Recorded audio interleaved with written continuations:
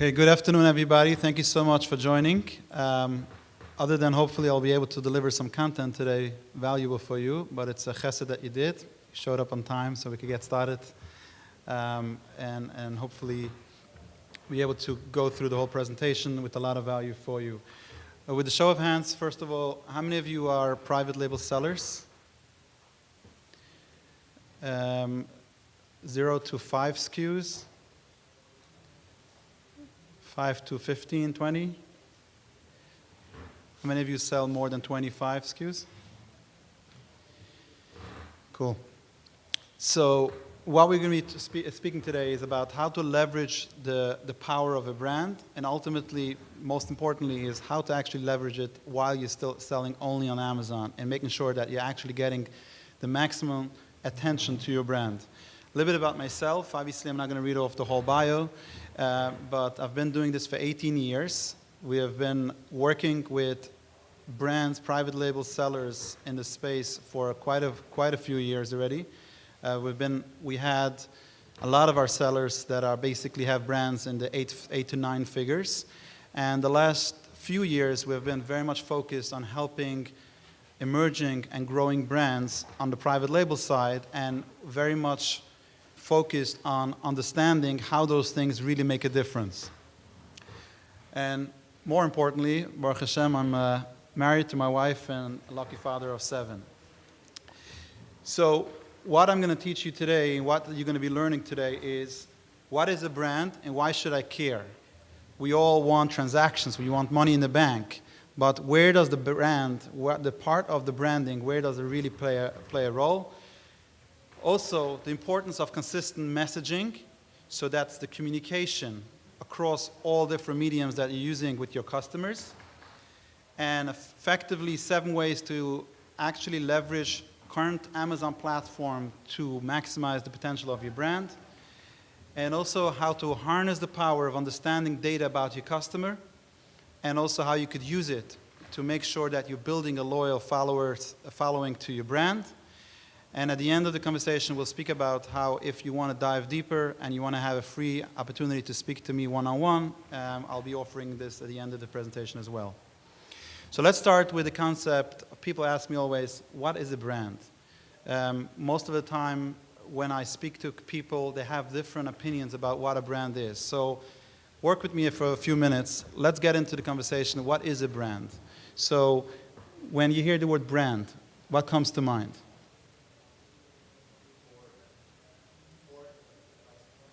Not as the brand, but what's the definition of a brand? Consumer recognition. Just shout them out. Loyalty. The face of your company. Great. Control of product. Any others? Customer service. So all of those are real, but it's way, way deeper than that. And let's flip it a little bit. When you see this on the screen, what comes to mind? There you go. What comes to mind? What comes to mind when you see this? There you go. And this? I'm not hearing it. Or? There you go. That's the power of a brand. It's not only what you're actually doing, and people say, it's my packaging, it's this, it's that, it's all of the above, which basically it's a brand is not a product or a promise or a feeling, it's the sum of all the experiences you have with a company. And when you're able to do this for a brand, we'll talk in a few minutes what effect it has for your overall sales and ultimately the loyalty for the brand. But the reason I showed you those couple of examples is that the first thing when it comes to a brand, it's the positioning of the brand, the DNA of the brand. Who am I? Who are we? And that's the definition of a brand. And from that, everything else has to fall in place. And let's go back to this scene for a second. Both of those brands, and we can look up on history who sells more coffee. Some quarters Starbucks does, but others Dunkin' Donuts does. Both of them, the actual product is the same. It's a coffee. I'm not talking about taste. I'm not talking the way they give it to you. I'm talking about the end result, which is the product. What is it? Coffee. But the positioning of the brand is totally different. And if you look a little bit in history, the positioning of a Starbucks brand, it's all about, okay? It's all about the experience. Whatever you could get from that experience. So we deliver you a coffee, but the positioning of the brand, we want to give you an experience like never before. We want to be able to give you something that you never had before. So before, prior to Starbucks, there was coffee shops, but it wasn't with that experience. Dunkin' Donuts, on the other side, has also a brand, and a very a successful brand. Their positioning was, it's all about the convenience. So what it means is, not only they have to live up to deliver the product to that promise, every decision they make actually falls into that category. And I'll give you an example. When Starbucks marketing team comes up with this brilliant idea, we're going to start writing the name of the person shopping, their name on the cup. Anybody had a Starbucks coffee that had a name on it? Okay, so the marketing team came up with this genius idea. You know, if I do customer service, I say, wait a minute, you can't do that. Every person in the line will now wait extra 10 seconds, 15 seconds to be serviced while this person's writing the name. Hopefully they got it right in the first time. But if the positioning of the brand is all about the experience, does it enhance the experience or not? Could they make such a decision that it fits in with the brand, the core of the brand? Absolutely. Dunkin' Donuts, from the other side, says it's all about convenience. We can't even service your coffee. Just come in, take your coffee, throw down the dollar, whatever it is, and walk out. Because if I'm a truck driver, I want to jump out of my truck, get my coffee, and back in. I don't need anything else. Don't ask me what else, what could I add, whatever it is. Just get me my coffee and out. So the reason why I'm sharing it with you, and I know I'm speaking about larger brands, but to illustrate a point that when you start building your brand, it's not just about, the nicest name I could come up with, and it's also available.com. It's about the essence and the positioning of your brand. Now, it's a whole different conversation. How could I figure out what my brand should be and what is the positioning of my brand? But that's the first important thing that you have to know about a brand. When you have that, the next step to building out the brand is basically you're now able to adapt to a persona of a client. Who is my client? So when Starbucks decides we're going to spend money, we're going to go to a show, we're going to do this program, that program, they always have to connect it. Is it talking to my target market? Now, a truck driver walking in quickly to a Starbucks to get a coffee, will they take the money? Absolutely. But how do we position ourselves? All our communication, all our products, all our development speaks to our persona of our client. So that's the second part. Now, even going to the next level, you know, we all have it, and we're all guilty of it. We walk into the aisle, we want to buy a ketchup, okay? All of us, in our mind, will reach to a certain brand. Fair? To a certain extent, we'll reach to a certain brand. Sometimes that positioning is, I think I'm taking this brand because it's the freshest. Other time, I think it's the cheapest. Other time, it's whatever. At the end of the day, it might be that they're not the cheapest, not the freshest, and maybe all of them are made in the same place at the same time. However, we have a certain perception on a brand, and that's how we connect to the brand. So if 5 times we had an interaction with a brand, we found out that that brand is cheaper, our mindset is that this is the cheaper brand. So when you build out the brand, understanding your positioning and matching it up, the quality of your products or the price point of your products, and then ultimately to the client persona is critical. So as you're starting to launch your brand, and then next time you're going to a show or going on Alibaba, whatever it is, and you say, this is a cool product, you put it into one of those calculators, I can make some money out of the product. Does it fit to the core of my brand? And we'll see why it's important to build a brand. Now, some of you might have in the past just went on Amazon, sold some stuff, and you weren't interested in building out a brand, but that's becoming more of a dollar play and a money play versus building out a brand has so much advantages. So again, to recap what we just discussed, the power of a brand is not a product or a promise or a feeling. It's the sum of all the experiences you have with a company. And therefore, when you start looking at brands that you connect to, you start looking at the message on the screen, you'll start seeing this is exactly how I feel. I can't pinpoint why I love this brand, but I love this brand. So the question is, why is it important to build a brand? Obviously we're not Coca-Cola. We're not, interesting fact, when you see a billboard of Coca-Cola on the BQE, people ask me, why did they actually spend money to be on the BQE? So I give you a couple of reasons. The first reason, they didn't want Pepsi to be there. The second reason is because they had a marketing budget for outdoor media. Regardless, they have to spend it before the end of the year. And third, sometimes they want to please their shareholders. But we are small business owners. We are small private label sellers starting something slowly but surely to building up something big. But the question is, so why is it important for us? Where does it actually affect us? And let's go into that conversation now. The first thing is, get noticed by ideal customer. On Amazon, there's two important things, which is traffic and conversion.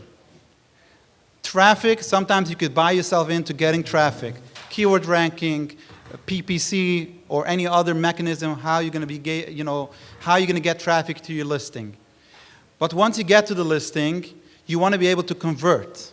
Now, if you have a product to a certain persona, a certain ideal customer, as soon as they hit that listing and they see you're talking their language, their pain points, their things that make them tick, so to speak, ultimately they convert better and they connect to your brand.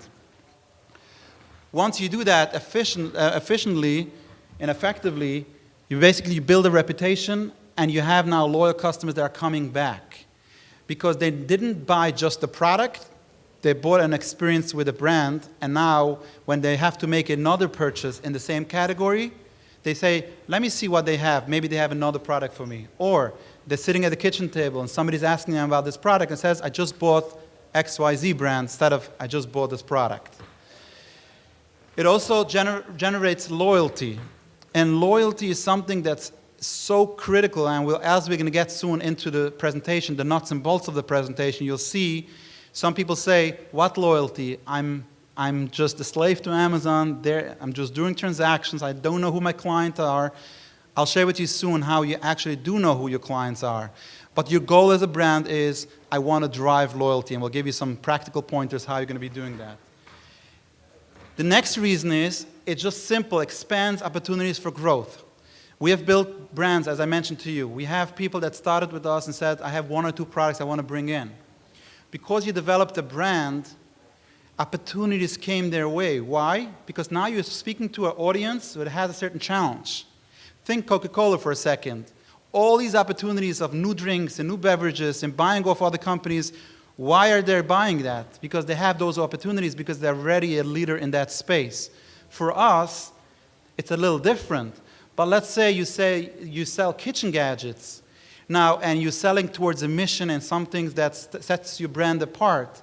Now, your mindset is, instead of starting to go constantly on Jungle Scout and finding the same product everybody else is finding, you're now constantly looking in the buyer's mind. What else could I expand to my brand that speaks to the same challenges and the same reasoning that my customer should want to buy from me? So when the customer goes into my storefront and looks at one product, they don't need that particular product, I have alternatives to that. So my expansion is very, very clear-cut. And for entrepreneurs that we always have that, it's called the shiny object syndrome, that we always are lost in that. Maybe I should go in this category, that category. Now you committed to yourself, I'm really serious about this brand, and my expansion will be there. So in practical terms, when we sit with people and we discuss a brand, and they say, I have two products, I say, great, we could start off there. But do you see yourself expanding to 5, to 7, to 8? We really like brands to be at least 7 to 8 products. So we have the benefit of what we're sharing now. And ultimately, command higher prices. We have beta tested this, and we have tested it, and we have actually tests going on as we speak, taking generic products, put it on Amazon, same keyword research, everything, and then branded products.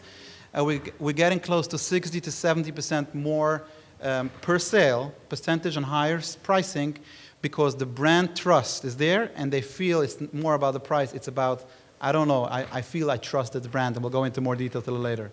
So those are the reasons, regardless how small you are, the reasons why you should focus on a brand.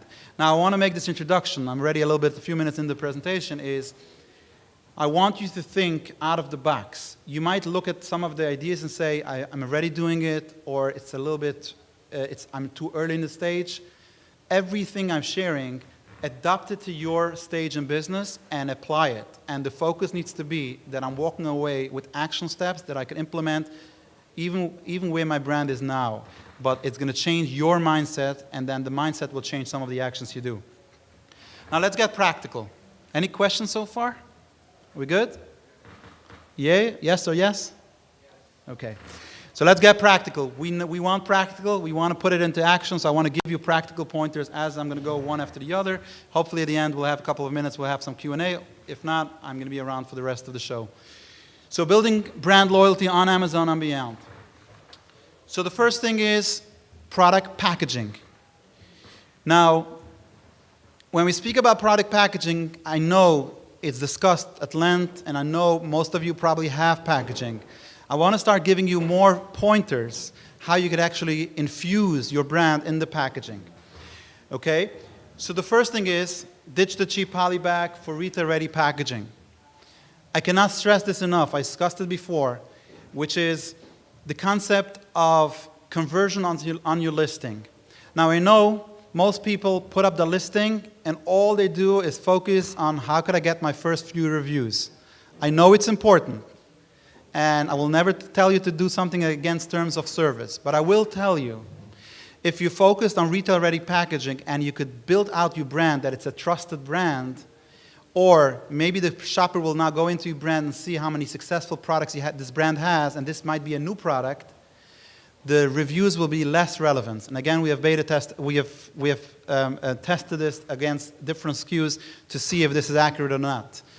So when we speak about packaging, I have been in board meetings, sellers that are selling on Amazon for years, multi-million-dollar sellers, and they finally got a meeting with a ShopRite, a Costco, and they told them, I love your brand, looks like you really manipulated the Amazon algorithm to make a lot of sales, but you're not retail ready.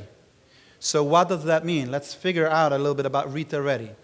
Retail ready means that the consumer, if you go into big box retail, and doesn't have to be that this is your expansion plan, but I want to speak about this point.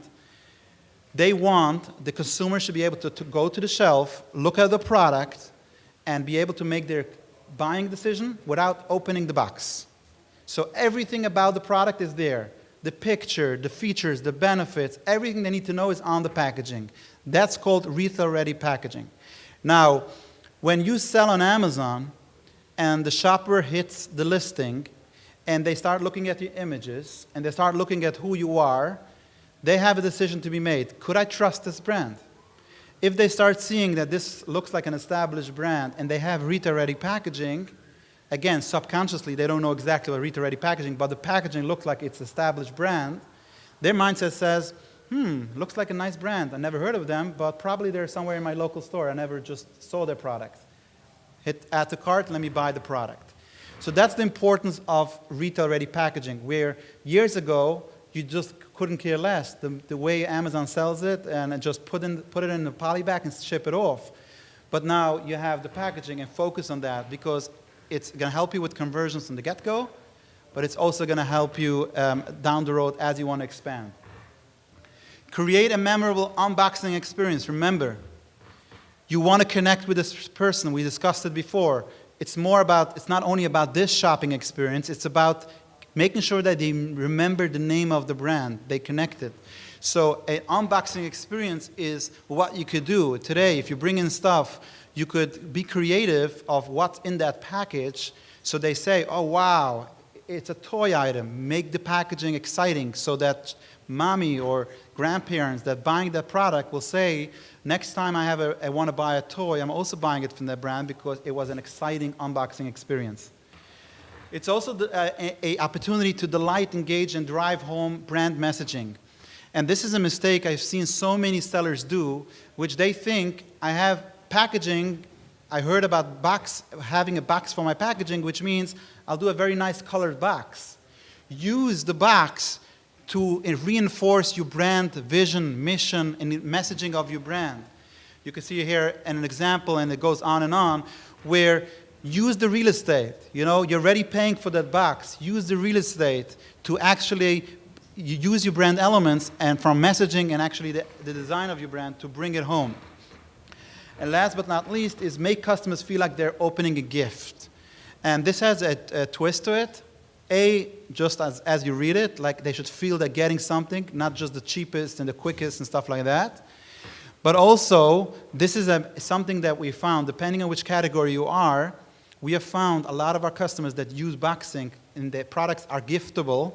They're actually making a message out of it. It's a giftable. You have kitchen gadgets, you have toys, you have office products, whatever products you have that could be a potential gift. The second you have that unboxing and a box, actual box, you're able to actually make a message either in your Hans brand content, as we'll see soon, or even on your listing, or even on an image, that this is a great Valentine's gift, this is a great whatever, Hanukkah gift, whatever it is. And you could mention it, and all of a sudden, that shopper maybe was almost about to hit the next page, and all of a sudden, you know what, let me buy it for a gift.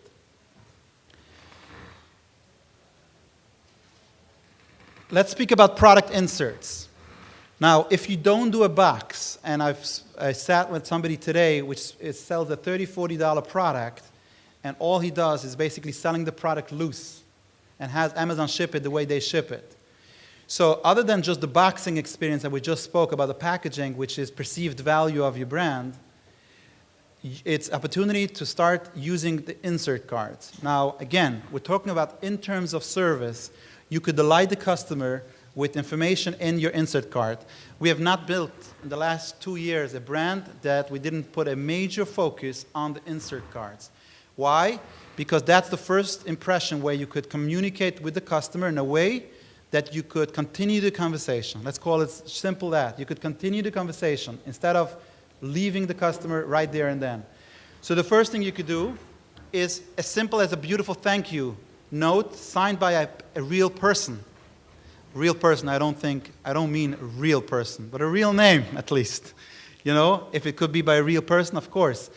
But that's where you could start off. You know, the reason why I started this brand. You know, I was a chef myself and I had this challenge in the industry and all of a sudden I started doing that. Or I've looked in the marketplace and I saw a void and therefore my mission is to help people like you with this pain relief, whatever it is.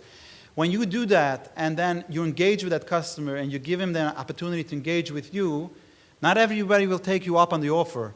It will change their mind about the brand, but some of them will.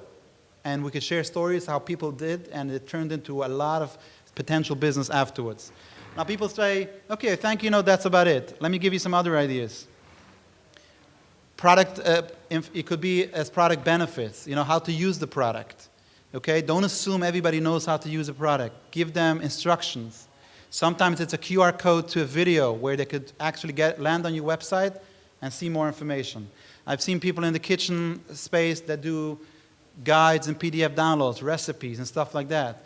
The reason is because when you connect with them and one step further, you have more opportunity to infuse a lot of your brand and ultimately make sure that they stay loyal in the long run. Another great opportunity that it's not so expensive to do, although people think it's expensive, is offering warranty in product registrations. Now, people think, I'm not going to offer a warranty. My clients, you know, everybody will take advantage. I'm going to lose money. A very small percentage of people actually take you up on the first offer, and then a very small percentage actually take you up in claiming the warranty. However, if you're building a mailing list and all you're asking the people to go to a website to register the product, what do you have now? You have the best thing, which is their personal information. Now that you have your personal information, think about long-term strategies where we're going to do product launches. We'll discuss some of those.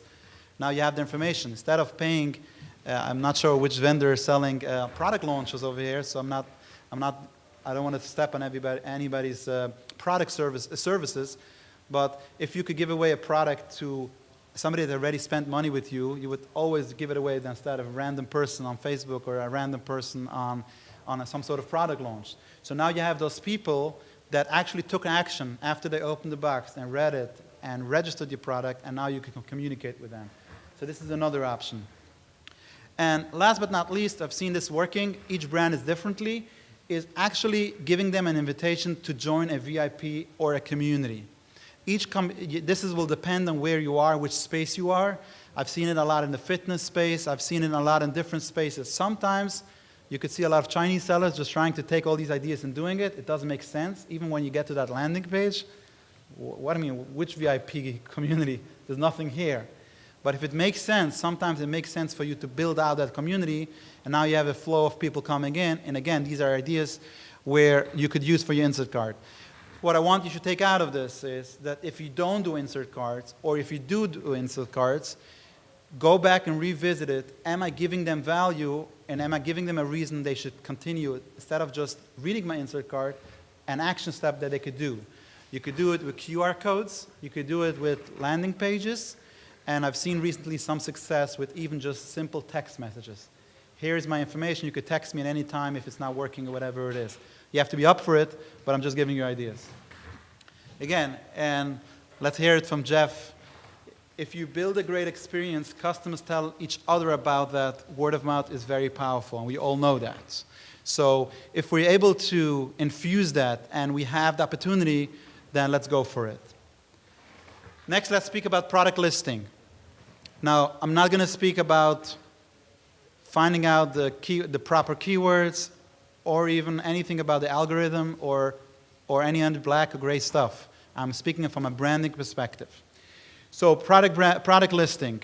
First of all, most people, and some of them, even if you go and outsource your listing for somebody that does Amazon listing, they're all focused on keyword, which is important, product benefits and features, all important. I want to make sure that you revisit your listing, and you're also speaking about the brand messaging, because that's another opportunity where you could actually showcase your mission statement, showcase other stuff in your listing where people could connect to other than the actual product. Very important, product description. And again, if you listen a lot to Kevin King and those people, I'll just throw it in there. There's a lot of studies that the listings itself, a little bit of branding. In the back end, there's a bunch of fields that most people don't fill out, and if you do fill it out, you get a lot of extra juice. So product descriptions, extra search term fields, and I want to speak about enhanced brand content. Now, for those who have access to enhanced brand content and they're not using it, it's extra real estate that could be used for your brand. And I'll share with you in a minute how I'm using it effectively for our clients. If you don't have it, could be that you're not brand registered. This is one of the things that you have to be brand registered in order to have that capability. Enhanced brand content, how we use it is instead of just replicating again everything that the listing says on top, we use it a very healthy mix between the brands. So we start with the hero image, which is more about the brand. We move back into product features and ideal client personas. So the person should feel themselves, let's say, if this is great for amateur photographers, people taking a hike, take the first honeymoon, we would showcase the use case. So the person should say, I'm that person, I'm just taking now my first honeymoon, it's for me. So maybe on the listing on top, they looked more of the benefits, the feature, it's a lens, it's a case, it's that. Now speak more to them. And then we finish it off also with the brand story. And the reason why the brand story is important, this is the end of the page. And you have the person doing two things. Either they're convinced and they're moving back up to add to cart, or they're moving back to the Amazon page to search again. So if you have, let's say, multiple products, could be this particular product is not exactly to what they're looking for.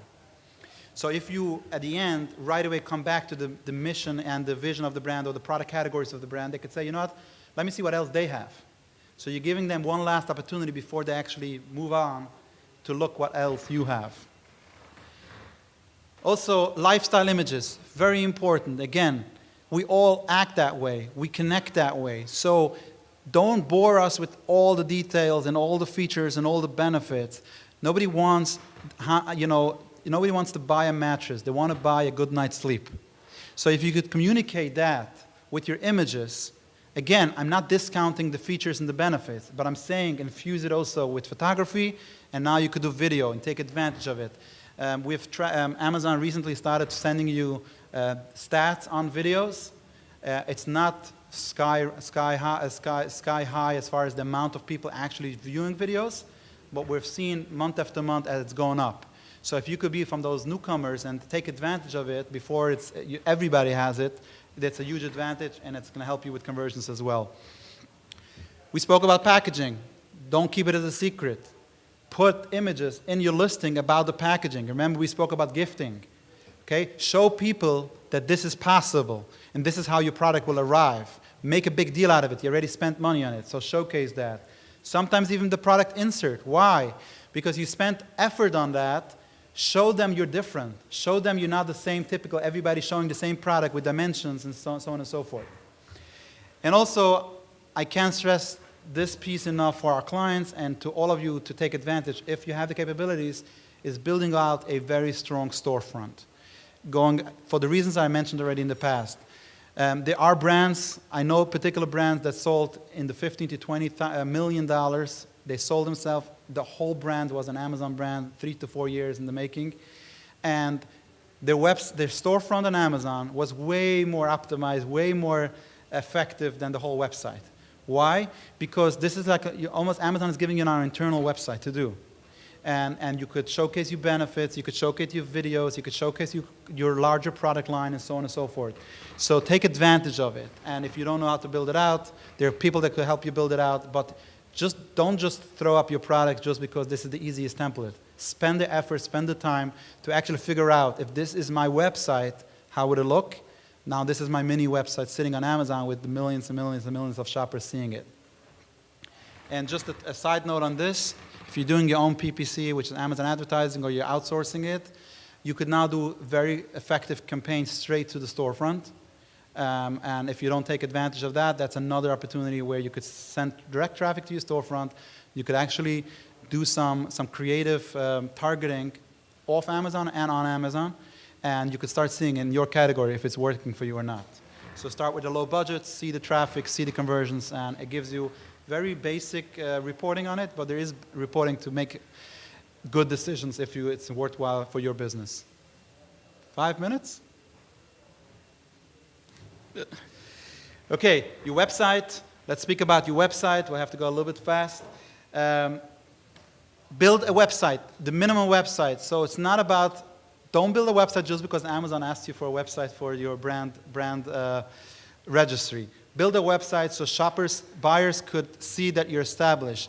Believe it or not, a lot of shoppers, before they make a decision, even if it's a little of a higher purchase, they'll always look, I'm about to make a decision, but let me Google them. Let me see who they are.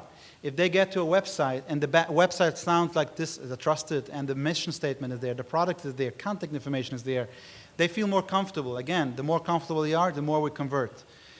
Also, if you provide them an easy way to contact you, if there's any issues, if there's anything there, some of them will take you up before reaching out to Amazon. And the more we could take away that communication, customer service from Amazon, you want to do that.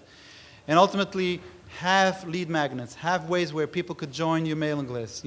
Sometimes it's a free offer, a 10% coupon code, a guide, a mailing list, whatever it is. Put it on your websites front and center because we want to get people's information. Tip, if you're not interested in actually maintaining a website or e-commerce part of a website, so easy before you jump into Shopify and anything else, you're not ready for it, just do a simple integration with FBA. You could have the sale and you could have Amazon fulfill the order. It's not ideal as you start scaling your website and growing your website because the end consumer will get an Amazon box. But in the beginning, if you just want to be people should be able to buy because you're doing some promotions, that's an easy way. The reason it seems that price is all your customers care about is that you haven't given them anything else to care about. So my presentation to you today is enforcing that. Give them something else to connect to as a brand. Seth Godin. Okay, social media. I'll go a little quicker. I apologize. Social media. Now, we're not speaking about doing social media just because there's something called social media. Strategically, and if you're low budget and you're just starting off, do it strategically, on a low budget, and a little bit. But when you do it, show your passion, message, and mission. So at minimum, have it set up. Have it match up your brand. Have your mission statement in the lines that you're allowed to. Put a contact us. Put a link to your Amazon storefront. Why? Because when somebody Googles you, you're not in control. Those are the links that come up, and if you see a broken link and nothing there, it affects badly on your brand. Product launches and giveaways, great opportunity to use it for product launches and giveaways as you're building your audience on social media. Again, those are loyal to your cause, loyal to your brand, and they should be the first one to know about giveaways. Retargeting the customers that are most likely to buy. Now with Facebook retargeting, there's a lot of campaigns. Talk to me a little later how we could do it and automate it, where you could actually match up the Amazon data to know that. And also something which is very accessible, and I've seen tremendous success, which is called micro-influencers.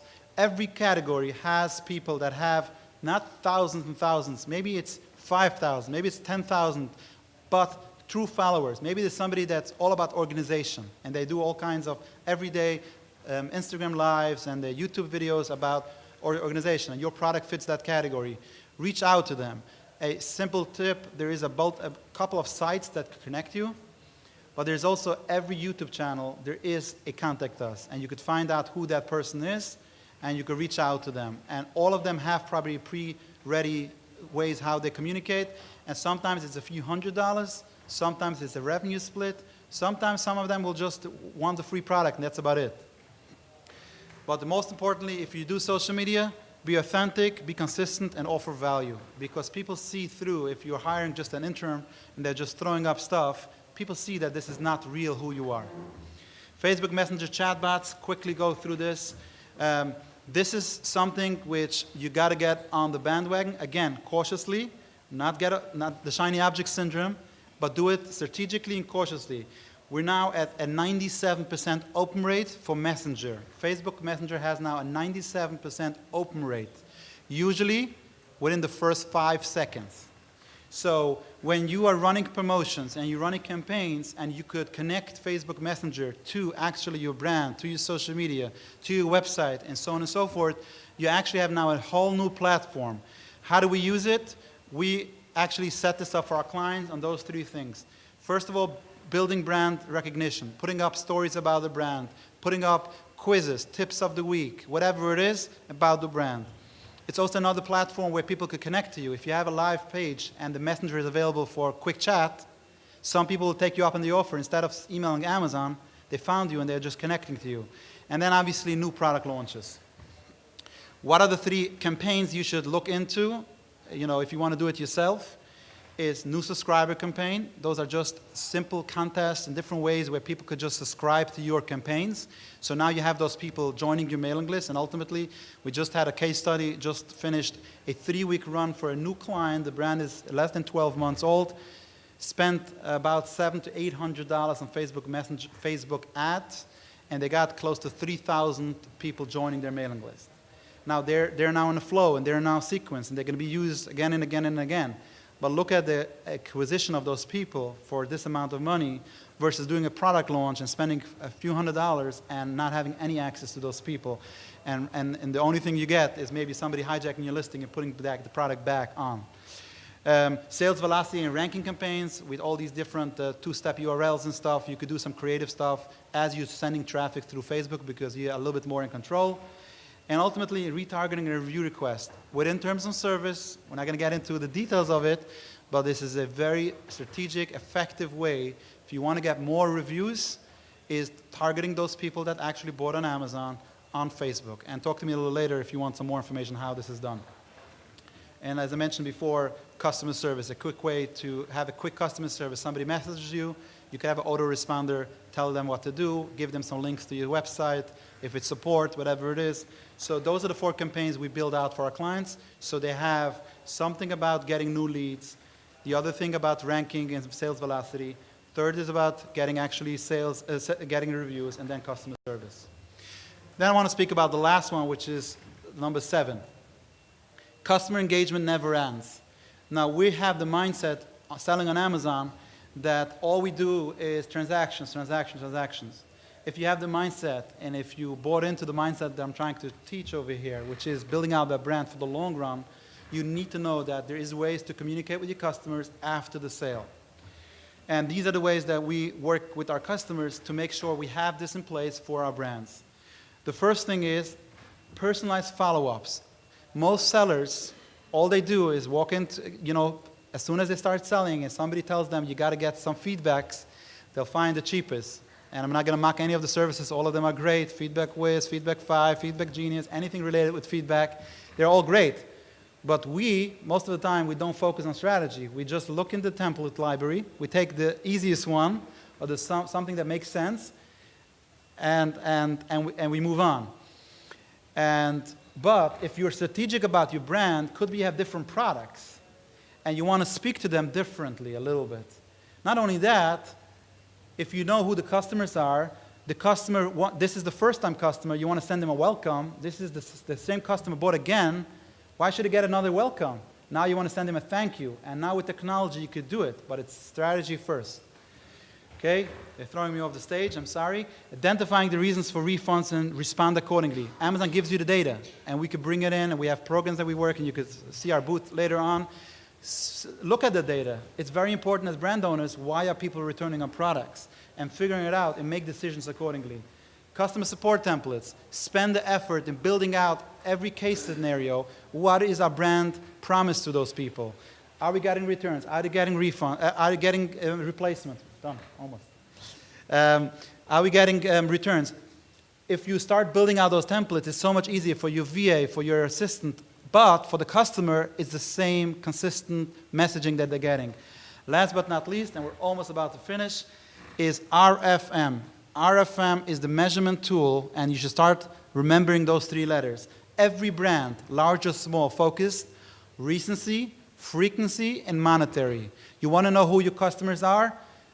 When you get an email to you, you want to know, who is this person? Is this the first-time buyer or not? You need to know the information, and Amazon provides you the information.